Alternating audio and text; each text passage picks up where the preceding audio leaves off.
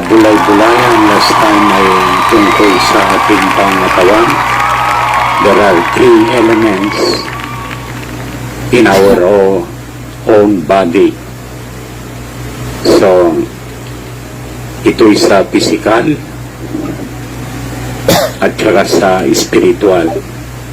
So, ang katawan panlupa, ang ating diwa, at ang ating kaluluwa, mga kapatid, na kung saan ang ating diwa ang siyang nag-uupong doon sa katawan at ating kaluluwa para magkaroon ng buhay.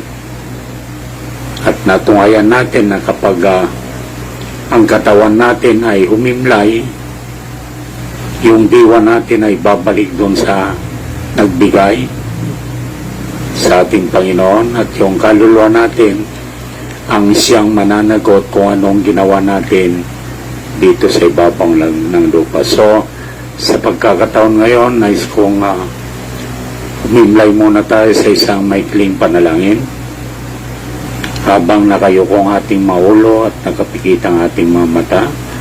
Panginoon Diyos na makapangyarihan sa lahat, kami po ay nagpapasalamat muli sa gabi ito at binigyan mo kami ng pagkakataon, panahon upang mapag-usapan ang iyong mga salita, dahil ikaw ang siyang nangako na 2 o 3 man na nagtitipon sa iyong mga salita ay narito ka sa aming kalagitnaan. At hindi mo kami iniwan, Panginoon. Ikaw ang siyang nangako at kami nananampalataya na sa tuwing kami magkaniig ng aking mga kapatid ay narito ka sa aming kalagitnaan at nagbibigay ng comfort dito sa madilim na panahon. Lord, gamitin mo ang iyong lingkod at mamutawin nawa sa bibig ang iyong sa aking mga bibig ang iyong mga salita na merong dalang pagpapalang espiritual, dahil ang kalakasan namin ay ang pagkain ng aming mga kaluluwa, Panginoon.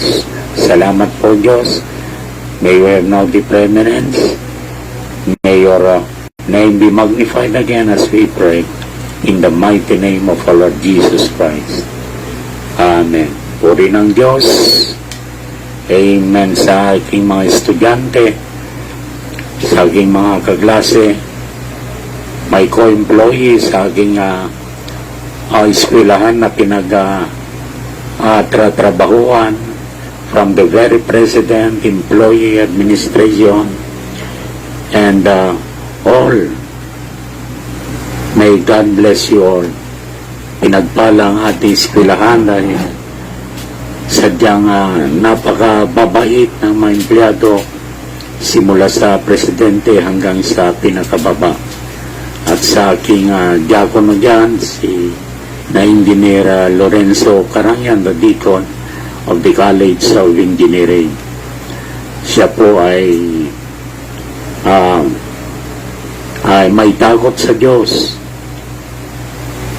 Natikman niya ang kapangyarihan ng ating Panginoon sometime in the 1990s. Supposed to be ay talagang baldado ng ating diakono, pero by the grace of God, the Lord healed him. So praise be the name of the Lord, that now ay nasa malusog kayong kalagayan ngayon, bagamat nag-umpisa na naman tayo dito sa strict compliance ng pandemic na tila baga walang humpay ang kaaway.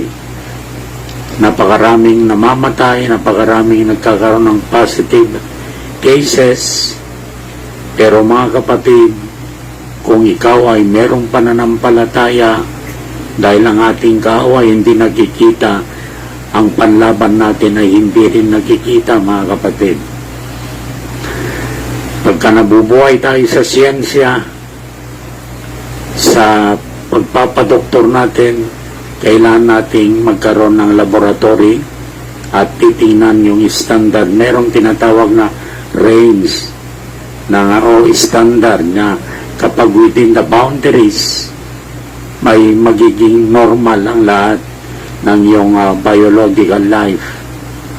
Let's say sugar, taba, o acid. Amen. At sa Panginoon naman, just believe, have faith. Kung ang siyensya to cease to believe, kapag nakita nila ang record mo at malalaman nila kung anong karamdaman meron ka. Kung mataas ang sugar, diabetic. Kung mataas ang acid, pwedeng makita sa pamamagitan ng ultrasound kung napektuhan ang kidney o anumang parte ng dito sa loob natin, yan ay pinag-aralan. Pero salamat sa ating Panginoon, kapag ikaw naman ay tumanggap at nanampalataya sa ating Panginoon, there is no fear. Sabi ko sa kanina umaga, embrace all your trials. Kapag si Kristo ang siya mong tinanggap at buhay mo buhay sa iyong bagamat merong ginagawang kaaway dito sa ating katawang panlupa, hindi natin what you call this, hindi natin pinapansin. Tuloy lang ang pagsamba sa Diyos na buhay nating pinaglilingkuran.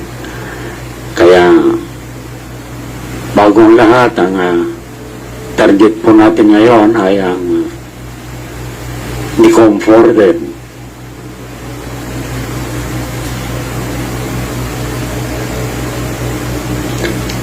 Sa John chapter 14 verse 16, ito ang panalangin ng ating Panginoong Hesus nung siya'y nandito pa sa ibabaw ng lupa. And I will pray the Father, and He shall give you another comforter, that He may abide with you forever. So, ito ay forever, ay magpakailanman. Ganyan din sa John chapter 14 verse 26. Ito na, sa 14:16, mananalangin siya na ang Ama ay magbibigay ng comforter. Pero pagdating sa John 14:26, but the comforter which is, so makita nyo, ito ay present tense. The comforter which is the Holy Ghost, whom the Father will send in my name, He shall teach you all things and bring all things to your remembrance whatsoever I have said unto you. So makikita natin mga kapatid, doon sa John 14 verse 16, ito'y panalangin ng ating Panginoong Hesus. Pero pagdating sa John 14:26 ay narito na, present. But the Comforter, which is the Holy Ghost, whom the Father will send in my name. Isusuko ng Ama ang Comforter na ito sa pamamagitan ng kanyang pangalan. So, anong pangalan ng anak? Jesus Christ.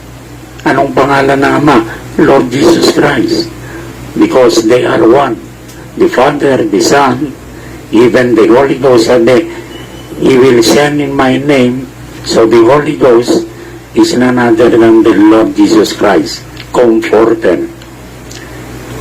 And bring all things to your remembrance whatsoever I had said unto you. Pero sa John chapter 15 verse 26, but when,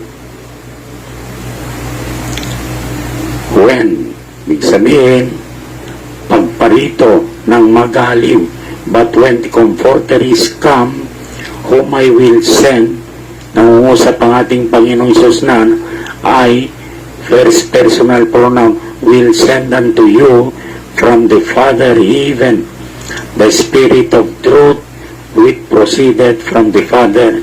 He shall testify of me. Ang gagawin pala ng comforter ito, mga kapatid, every time, dahil ang ating katawang panlupa ay punong-puno ng depression, punong-puno ng distress, ito'y hindi nakarating sa kalwalatian ng Diyos. Dahil lahat tayo ay naipanganak sa kasalanan, so merong kapangyarihan ng kaaway, ang kapangyarihan ng kadiliman para saktan itong ating mga katawang panlupa. Pero hindi niya magagalaw ang ating kaluluwa, mga kapatid. Dahil ang mga tao, dahil sa kasalanan, nahulog sila doon sa kalagayang panlupa or science. At dito sa siyensya, dahil sa ang kabayaran ng kasalanan ay kamatayan, ang tao hanggat maaari ay takot mamatay, mga kapatid. Hanggat maaari may pagkakataon iwasan ng kamatayan. Pero sadyang itinagda minsan ang kamatayan ng bawat isa sa atin, mga kapatid. Matutunghayan natin sa Hebrew chapter 9 verse 27. For it is once appointed unto men to die, and then the judgment. Amen. Dito sa ibabaw ng lupa, mga kapatid, ang mga tao, according to their works, ito huhusgahan ng ating Panginoon. Ang basis natin ay ang salita ng Diyos. Hindi kung anong kredo ng masimbahan o dogma, anumang patakaran o anumang theological act na ginagawa ng mga konseho. Walang bisa ito, mga kapatid. Ang basis of judgment is the Word of God. And Jesus Christ, the Lord God, is the Word.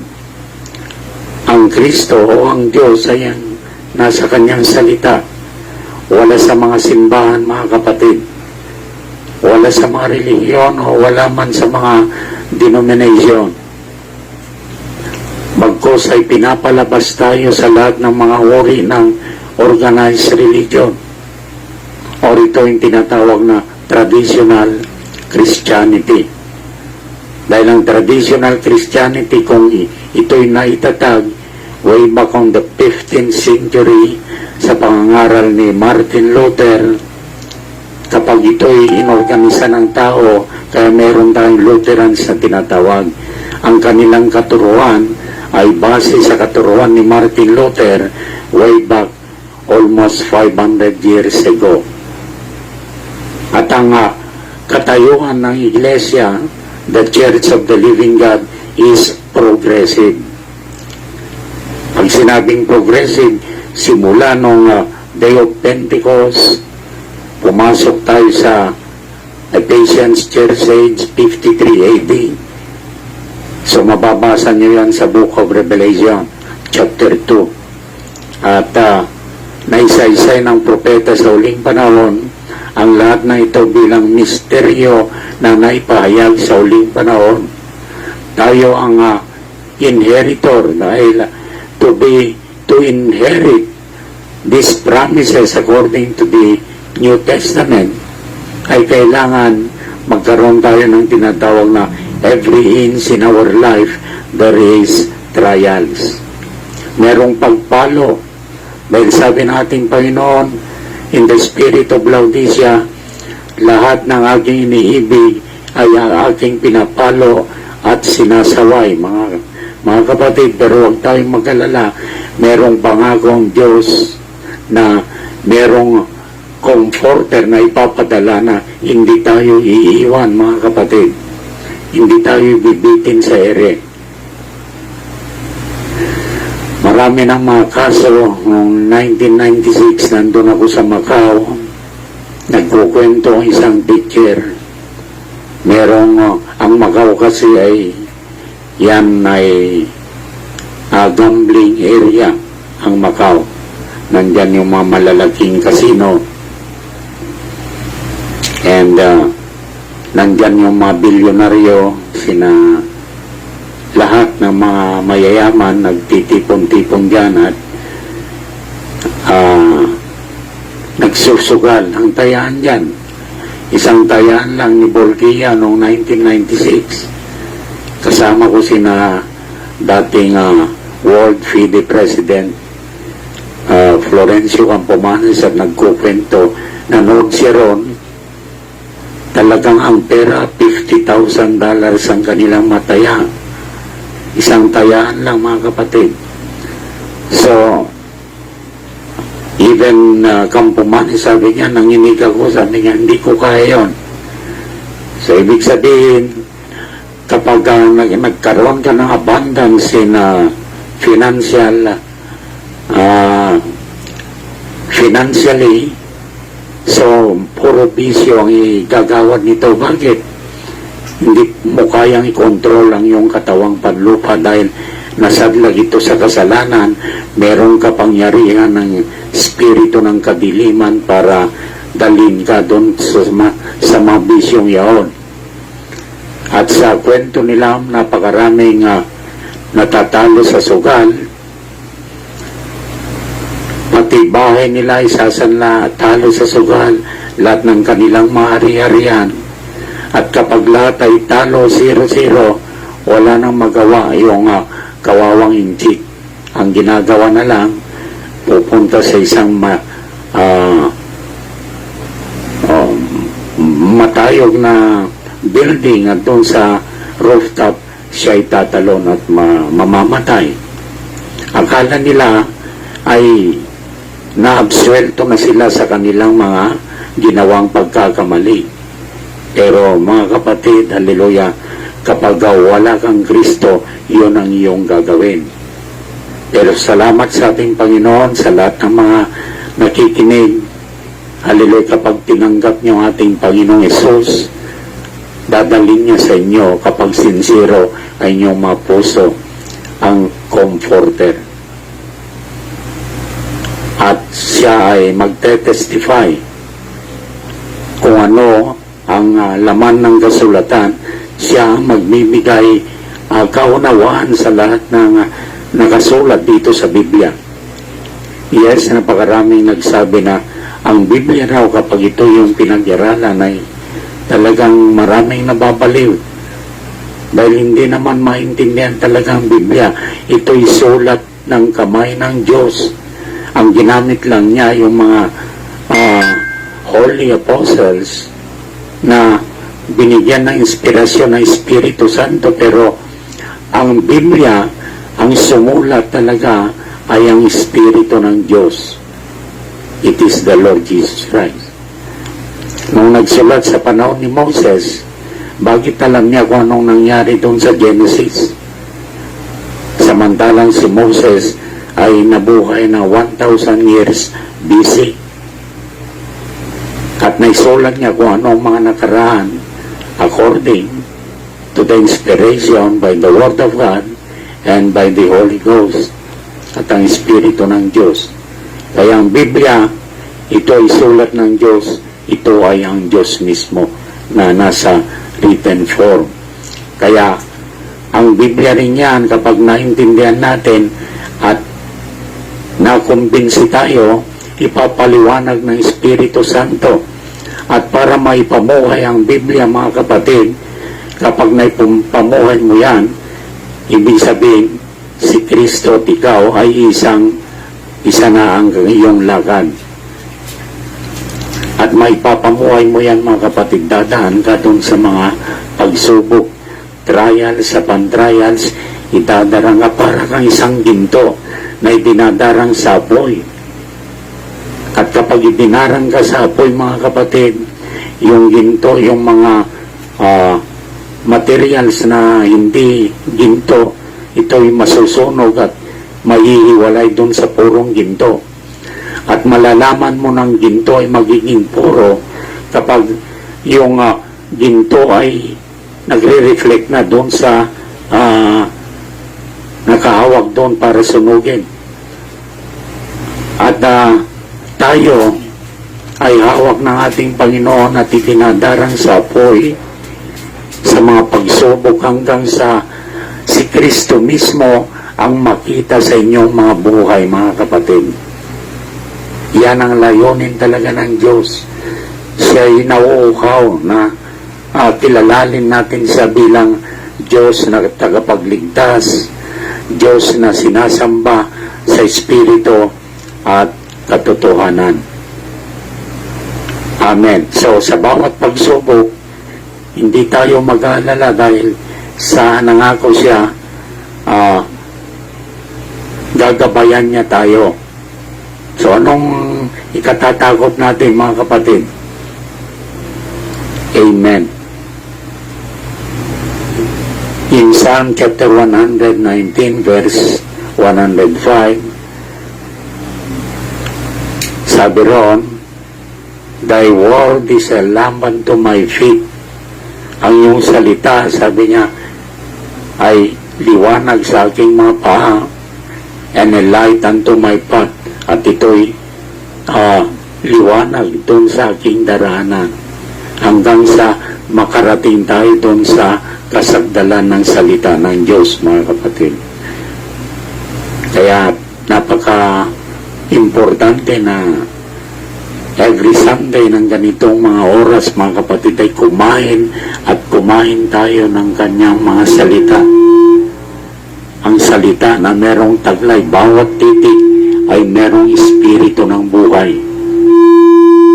At hindi tayo bibigoy ng ating Panginoon. Hallelujah. Maraming sa panahon ngayon, nagbabadya, mga malalakas na bagyo, pagbaha ang dulot nito. So it is a distress, abnormalities of environmental, what you call this, in the functional component in the environment. May mga flash flooding, ito yung abnormal. Wala sa tinatawag na ecological system. Kapag ecosystem sana for good, lahat ay nagkakatulungan, ang hangin, ang lupa, ang punong kahoy, lahat ng mga bagay na nakikita natin dito sa ibabaw ng lupa ay masaya lahat, mga kapatid. Dahil because of the what you call this, ang tao masyadong minahal niya ang pera. The love of money is the root of all evil. Gumawa sila ng paraan para magkapera, ginalbo nilang mga kabundukan, ginawang subdivision.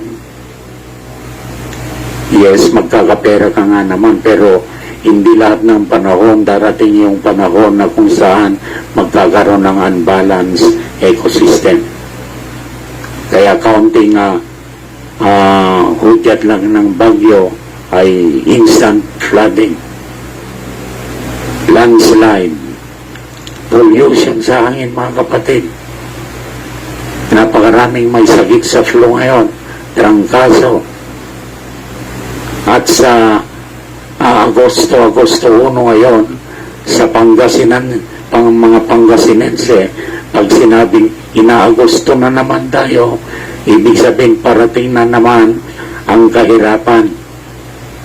Hirap na nga, may pandemic pa, street area pa, ECQ or GCQ. Paano economic growth natin? Saan tayo magkakaroon ng tinatawag na financial instability. So, hindi stable ang kalagayan natin. Pero salamat sa ating Panginoon. Pag tinanggap mo ang ating Panginoon, sabi niya, He is our comforter. Ang kanyang pangako, hindi tayo pababayaan hanggang sa wakas ng sanlibutan. Ang kanyang pangako, hallelujah, I will supply all your needs according to His riches in glory. Napakaraming pangako, mga kapatid. At ang New Testament ay punong-puno ng pangako. At tayo ang inheritors. Patay na yung testator, pero hindi siya patay, talagang siya inabuhay. Namatay ang kanyang laman, pero yun naman ay para ipambayad sa ating mga kasalanan. Nung sumigaw si Juan Bautista, "Behold the Lamb of God who takes away the sins of the world." Yun ay almost after nag-umpisang ministeryo, 3.5 years. Pero from maturity, from birth to maturity, magta 30 years old. Plus 3.5, yun lang. And that is the Word made flesh. Chapter 1 ng John, verse 14. So, John chapter 1, verse 14. Ang salita ay naging laman. Dahil sa John 1:1, in the beginning was the Word, and the Word was with God, and the Word was God. Ang salita, siyang Diyos. Ang salita is the creator of heaven and earth. Lahat naman nag-exist dito sa ating paligid in the universe, lahat yan ay it was created by the Word. Ang Logos na tinatawag, the Logos ay ang berbo ng Diyos. Meron itong kapangyarihan. Ito'y galing sa 7th dimension, which is eternal. Ito isang liwanag na walang end. There is no beginning and there is no end. At yung liwanag na yon, being the Word expressed, lumabas siya, nagsaplot siya ng tinatawag na pillar of fire. So nagpagita ang pillar of fire in the ancient times, in times of Moses, at sa lahat ng mga panahon, even before the antediluvian flood. Kaya ang understanding ng hindi nakatunghay ng katotohanan, spirito ng katotohanan, meron silang pananaw na ang Diyos ay isang bolang apoy. Kaya in the first Babylonian Empire, even in Genesis chapter 10, na-build up yung unang empire sa pamamagitan ni Cus. It was Ham, son of Noah, in Babylon, ang tawag sa kanya ay Bel, kaya yung root word ng Babylon ay galing kay Bel. Ito yung nasa Mesopotamia, hindi doon sa Babylon, which is modern name ngayon ay ang Iraq. Diyan nabuhay si Bel at nakita niya ang araw, ang pinakadakilang nilikha, at siya ang Diyos na tinatawag God the Son, S-U-N. Kaya meron tayong tinatawag na Sun God. Na-interpret niya na ang moon ay Diyos din naman. Kaya ang araw ng kalendaryo ng ating kinagis ng reliyon, Sunday, S-U-N, day is the holiday. Sun's day, S-U-N. Kaya nakita natin ang tinatawag na Roman names. Tayo'y dating maharlika at may takot sa Diyos, pero nung na-conquer tayo ng mga Spaniards, ang dala-dala nila ay ang Roman Catholic religion o church na inorganisa way back 325 AD.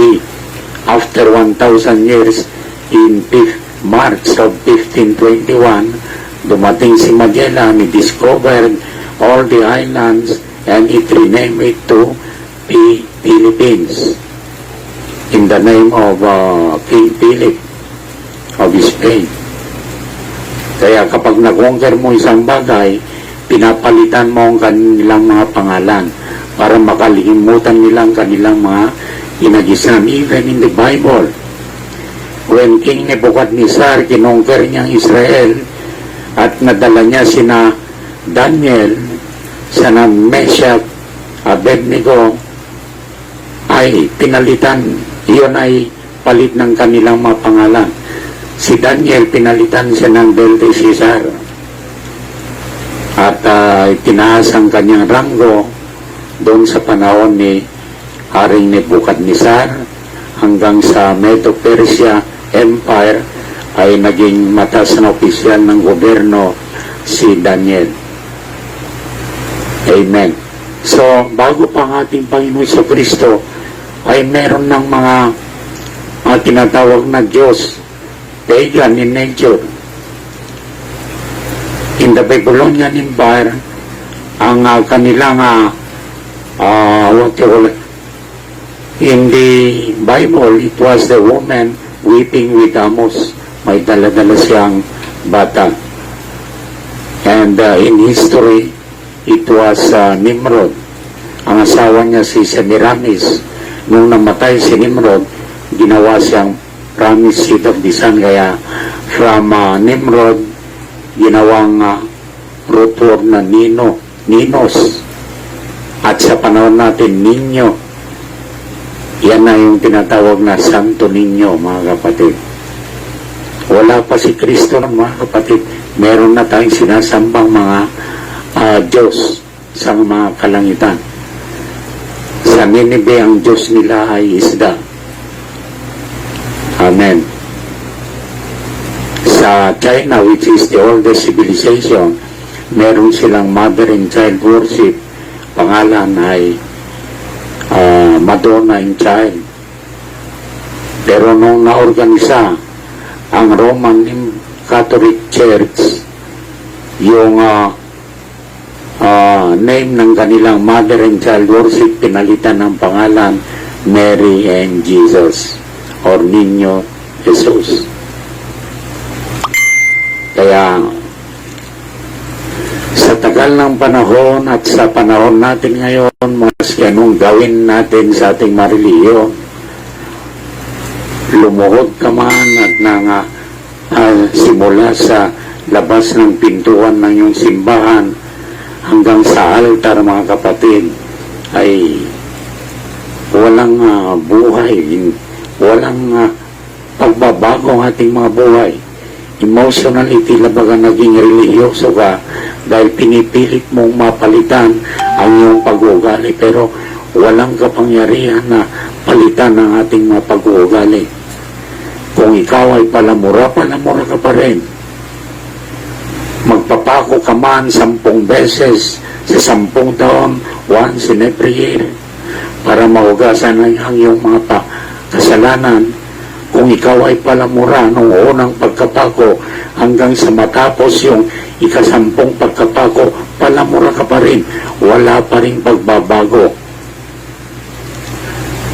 Pero salamat sa ating Panginoon kapag natanggap mo ang Espiritu ng katotohanan. He will guide you and teach you in all truth.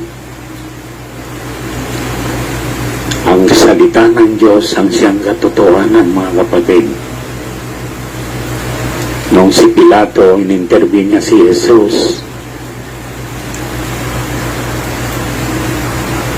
ikaw ba ay hari ng mga Hudyo? Hanggang sa kanilang conversation. Dahil sadyang nagkakaroon na ng tinatawag na revolution dun sa Israel dahil sa taong yan ng pangalan na Jesus. Gusto niyang palitan ang customs, ang ating inagisang relihiyon na ginawa ni Moses. The law and the prophets. Ang taong ito gusto niyang palitan, kaya ang akala ng mga high priest, mga lawyers, mga writers, mga matataas sa lipunan ng bansang Israel, ito ay isang impostor.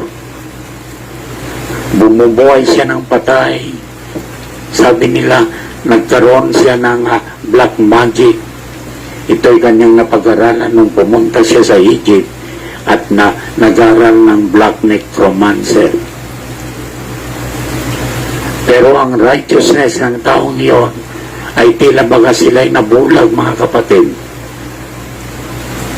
Amen. Ang kanya pinaglalaban ngayon ay ang ipangaral ng karyan ng langit to fulfill the law and the prophets. Dahil ang kasagaran ng law and the prophets sa Luke chapter 16 verse 16 were until John the Baptist. For the law and the prophets were until John the Baptist. Siya ang huling propeta. Bago namatay si Kristo, pinugutan muna ng ulo si John the Baptist. Pero wala siyang naisulat bilang mga talata sa Biblia dahil ang pinaka-last na propeta sa Old Testament or the law and the prophets is Malachi. Ang kanyang ang base ng mga writers, mga high priest, mga aral na tao, doctor of divinity sa Israel noon ay nagsasabi na sa Bethlehem ipapanganak ang Messiah. Pero itong taong ito ay taga Nazareth sa Galilee. Wala namang magandang nangyari sa Nazareth, sa Galilee. Pero ang Messiah na ipanganak sa Bethlehem. Dahil lang kapanangakan ng Messiah, akala nila ipapanganak sa Bethlehem, lalagi sa Bethlehem.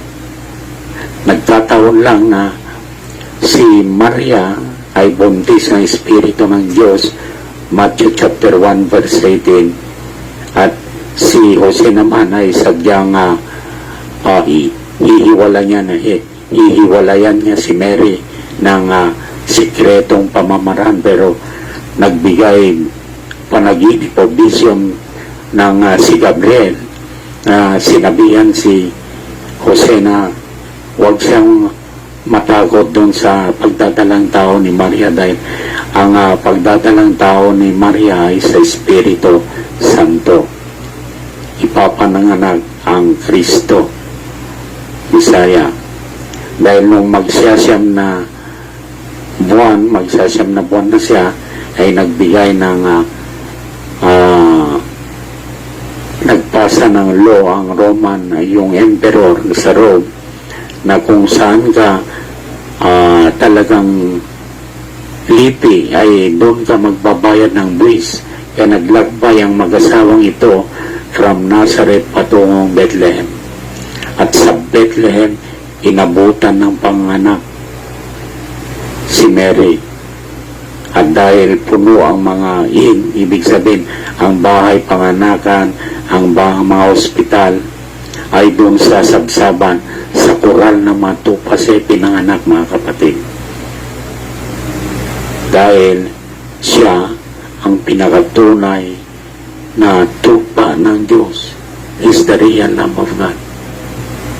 May panganak siya sa Bethlehem, yes, pero dumating yung time na inahanap ng tatlong mago, the three wise men from different countries. Ito ay mga lahi ng tatlong anak ni Noah, mga kapatid, si Shem, Japheth, and Ham. At pinuntan nila ang Bethlehem at sinuri. Pero ang tunay na place na lugar ng kanilang tahanan sa Nazareth. Pero ganun pa man, mga kapatid, dahil sa pag-aakala na nung naglakbay ang tatlong mago at nakita nila yung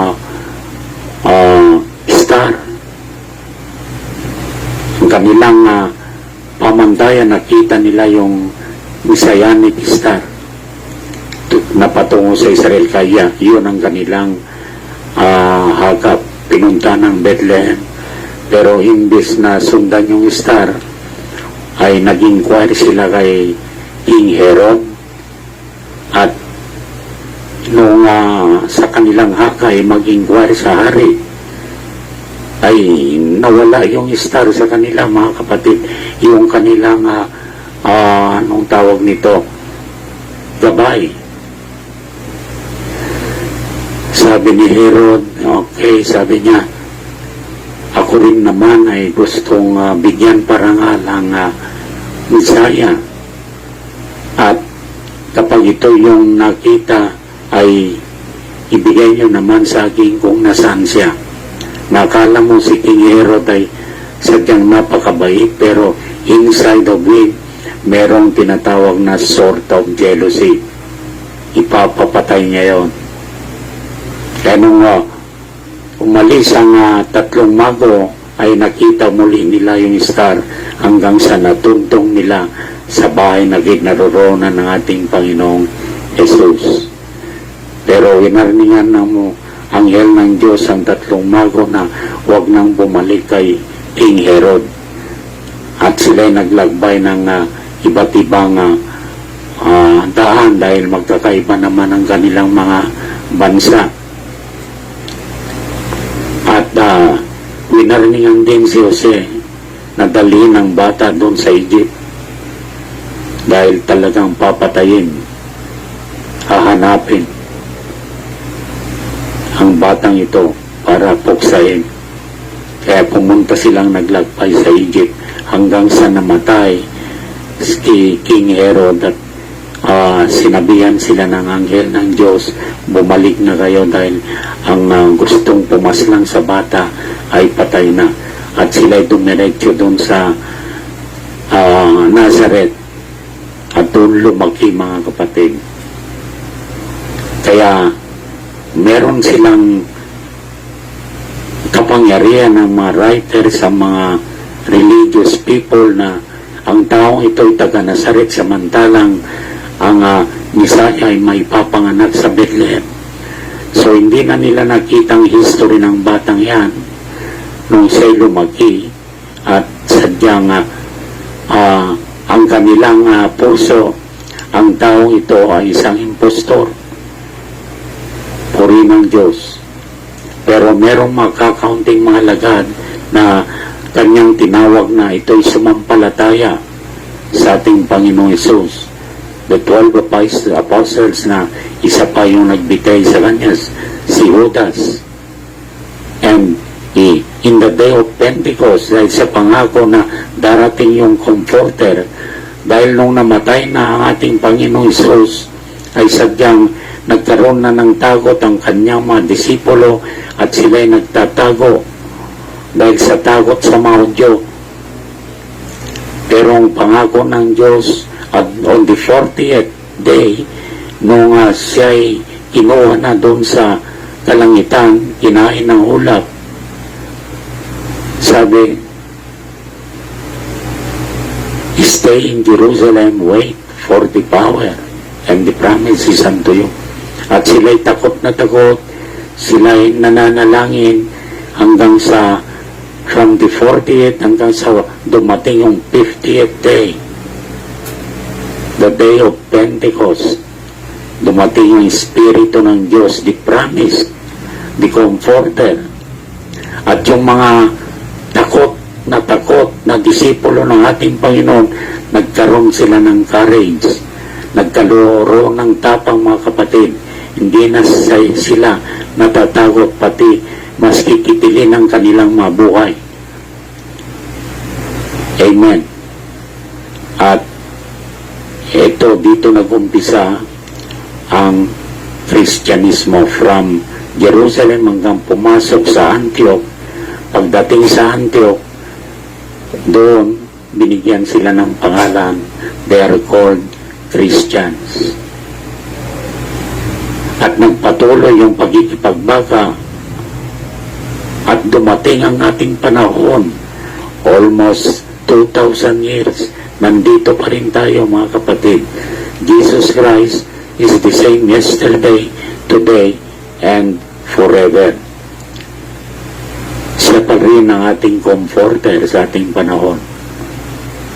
In times of our needs, in times of sickness, so siya ang great provider, siya ang ating divine doctor, siya ang humahawak ng ating ekonomiya mga kapatid. So anong pag-aalala natin? Sasabihin niya sa iyo, huwag kang mag-alala ng bukas kapag si Kristo ay nasa iyong buhay.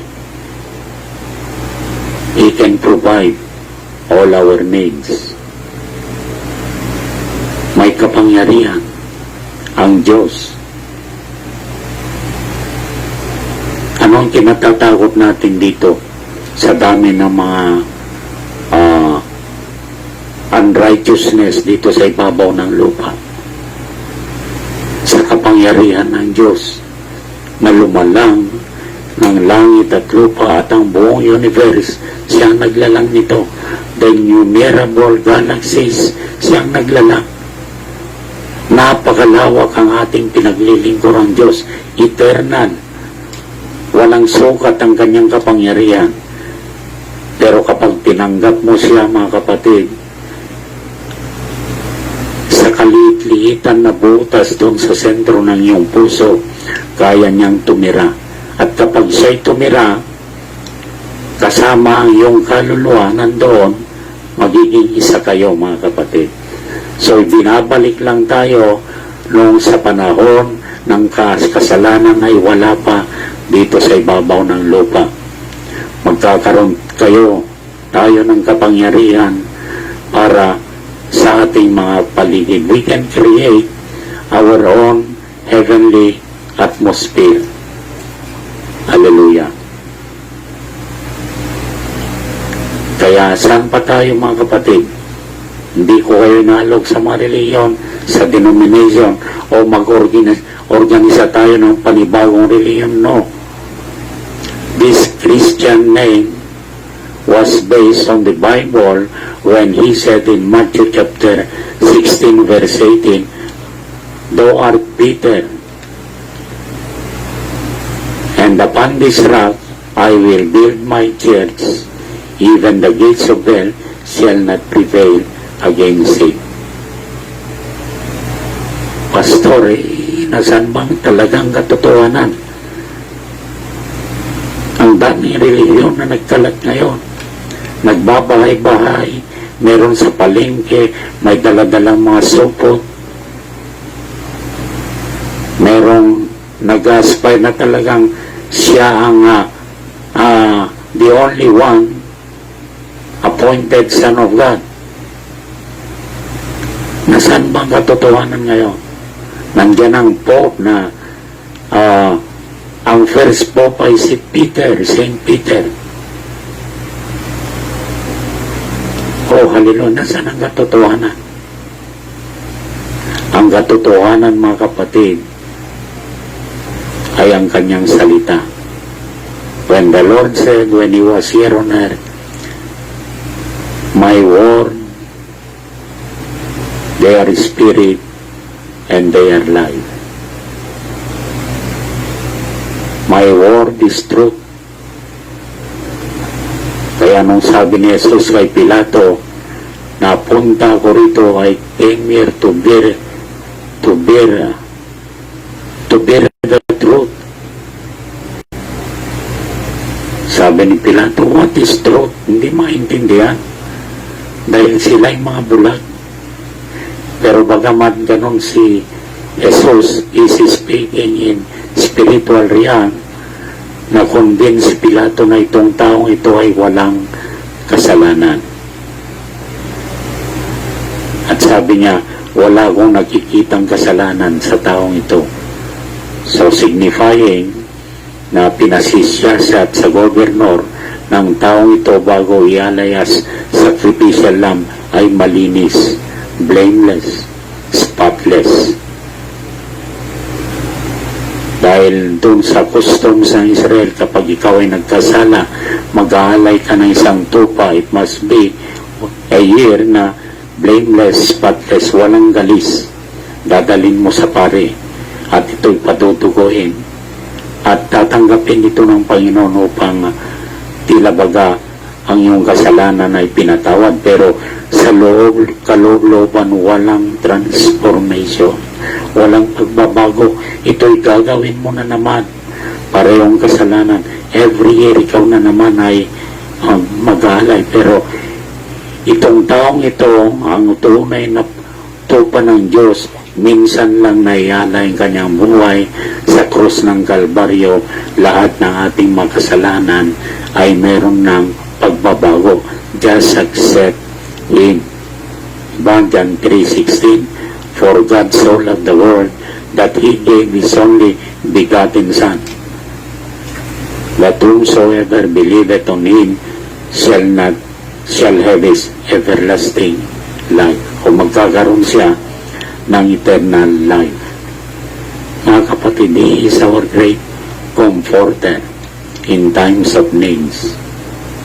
Hindi lang yun, mga kapatid. Kapag nakita ka na niya na natutupad mo na ayon sa kautusan, natutupad mo ayon sa pagtuturo niya dahil sa kanyang sa biyaya ng Diyos, He will adopt you as son of God. In Romans 8:14, sons of God are led by the Spirit of God. So hindi lang magiging comforter ngayon, hindi lang siya tagapagturo to manifest the word, pero kapag nakumpleto mo yung training course, hindi madali ang pumasa sa training course na ito. Pero kapag sincero ang iyong puso at tinanggap niyo ang ating Panginoon, ipaubayan niyo sa ating Panginoon ang pagtuturo, and He will transform you from darkness into His marvelous light. Gagawin kayong kagaya ng buhay ng ating Panginoong Jesucristo nung siya lumakad dito sa ibabaw ng lupa. The Lord Jesus Christ is the best example na talagang ating tutularan. Kayang-kaya ito ng Espiritu ng Diyos. E pagdating ng Romans 8:11, when the Spirit that raised up Christ from the dead is in you, ibig sabihin, nakipag-isa sa inyo, the same Spirit that raised up Jesus from the dead shall quicken. Pag sinabing quicken, it will revive. Anong kanya i-revive? Your mortal bodies by His Spirit. Matra-transform kayo, mga kapatid. Anong maalis sa inyo? Lust of the flesh, lust of the eyes, and the pride of life. Dahil ang tao sa kanyang may panganak na talagang mayabang. Mayabang ang tao, mga kapatid. Ikita mo na lang yung, alam mo, lolo ko, pag sinuntok yung kalabaw na, tumba yung kalabaw. Kayabangan, mga kapatid. Kayabangan. Nung tayo bata pa, talagang yayabang natin. Pero nung tinanggap na natin ang ating tagapagligtas at the very comforter, hallelujah, na transform ang ating mga buhay. Ang buhay ni Kristo, ang ating kasuotan ngayon, mga kapatid. Ganyan din ang mangyayari sa lahat ng tatanggap ng biyayang ito. Nasa pandemic tayo, pero saan ka man naroon, kapatid ko, hallelujah, merong kapangyarihan ng Diyos para baguhin ka. Dahil ang Diyos is everywhere. Narinig ang iyong napakinggan ay ang Diyos sa inyong salita. Huwag mo isipin na ang Diyos ay magpapakita sa iyo, mga kapatid. Yes, I experienced that by His grace. Nagpakita ang ating Panginoon mata sa mata. At nung nakikita ko siya rin yung nananahan sa aking mga puso na tila baga picture lang. At hindi na ako nagtaga. Naintindihan ko kung sino ang Ama, sino ang Anak, sino ang Espiritu Santo. Ang Ama, the Creator of heaven and earth, is God above us. Ang Anak, the Kingsman Redeemer, which is called Jesus or Emmanuel, God with us. And the Holy Ghost means the Anointed One,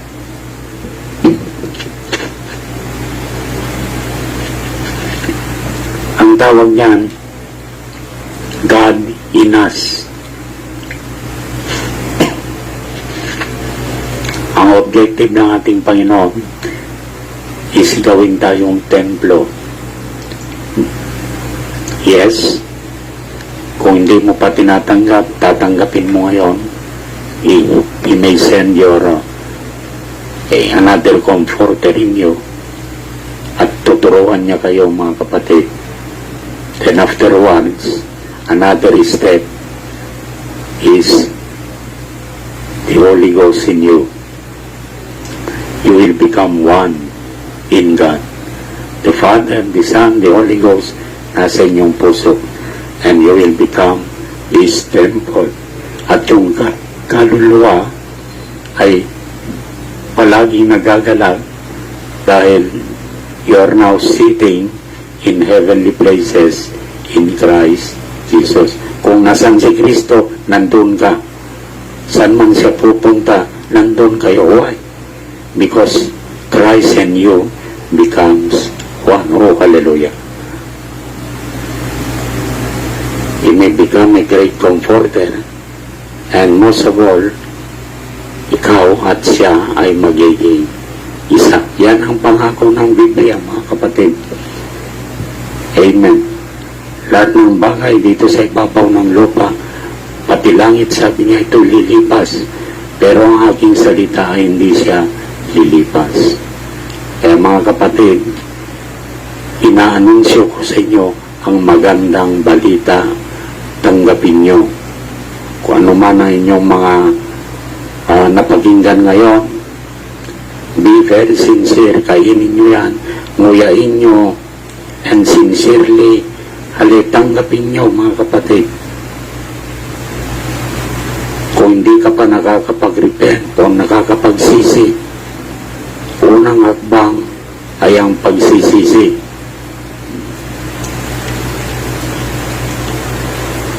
Pangalawa, tanggapin mo siya. Dahil malayo kayo, mga kapatid, sa Acts chapter 2 verse 38, repent and be baptized every one of you in the name of Jesus Christ. Ang pagpapabautismo sa kanyang pangalan ay tila baga hindi naman ito nag-aalis ng kasalanan. Ito'y magbibigay pugay sa iyo na tinanggap mo ating Panginoon at magbabago ka na sa iyong dating gawin. So magkalayo man tayo, hindi tayo face to face para mabautismuhan, magpatuloy lang kayo, mga kapatid. Pagsinsiro yung puso, hallelujah, tuloy-tuloy lang ang kain ng salita ng buhay. Hanggang sa marating yung kasandalan, God shall provide you.